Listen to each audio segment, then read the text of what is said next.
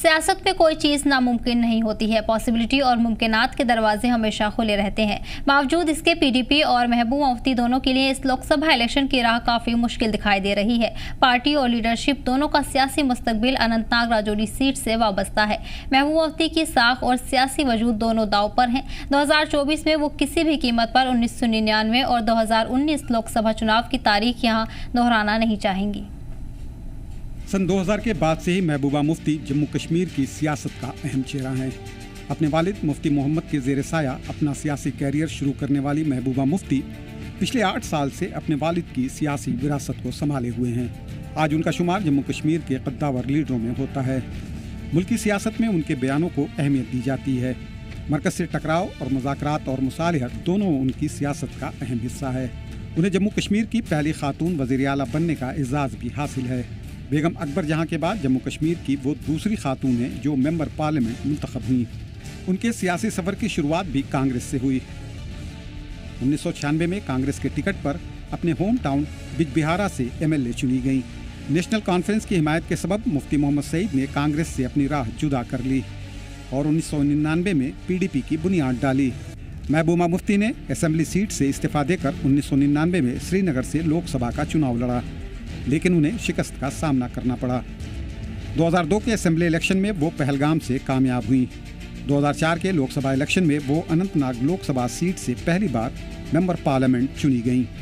2014 में भी उन्होंने इस सीट से जीत हासिल की। PDP की तश्कील के बाद से ही महबूबा मुफ्ती का सियासी कद लगातार बढ़ता गया।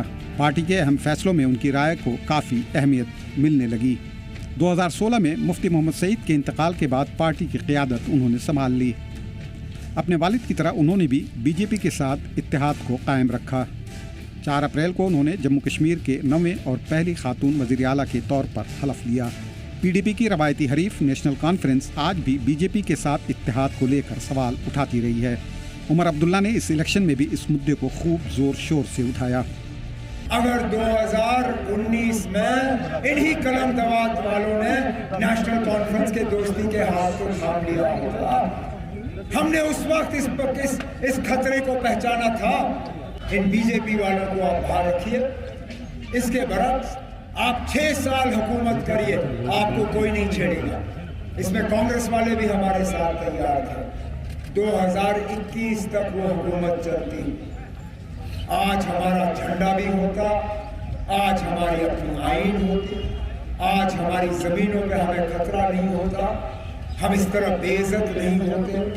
BJP ने यहाँ जो है हमें बदनाम नहीं किया होता। काश उस वक्त हमारी उस दोस्ती के हाथ को थाम लिया गया होता, लेकिन लम्हों ने खता की, सदियों ने सजा पाई। अपनी चुनावी मुहिम के दौरान महबूबा मुफ्ती ने भी नेशनल कॉन्फ्रेंस को माजी के सियासी गठजोड़ की याद दिलाई। इलेक्शन कैंपेन के दौरान उन्होंने पहली बार बड़ी वजाहत के साथ BJP के साथ इत्तेहाद को लेकर सफाई पेश की। उनका कहना है कि कांग्रेस और BJP के साथ रहते हुए भी PDP ने अपने सियासी मौक़िफ़ से कभी समझौता नहीं किया।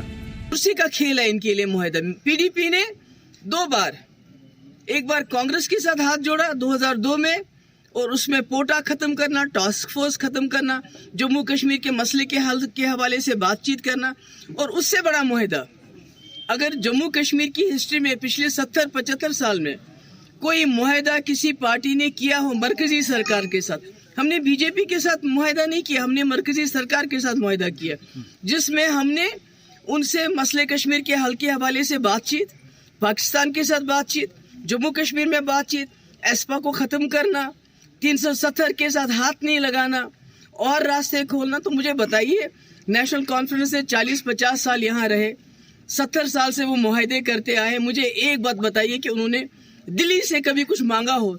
सब कुछ तो दे दिया उनको, हमेशा तो सरेंडर किया।